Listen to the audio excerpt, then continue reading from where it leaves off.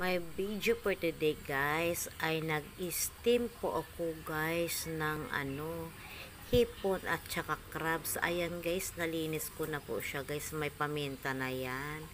Salt at saka magic sarap guys. I-steam ko lang yan siya guys.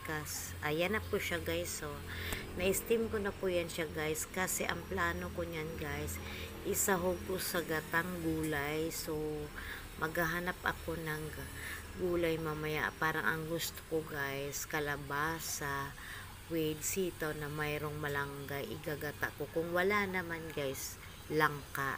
So, ayan po guys. Kaya ako nag-steam niyan kasi gusto ko kasi yan pang sahog kasi manamis-namis po talaga pag yan ang isinahog guys. So, maraming salamat guys sa inyong panonood guys. Thanks for watching guys. See you in my next video guys. Enjoy lang po tayo magluto guys. Yan po ang role natin mga mami. Ayan na po guys.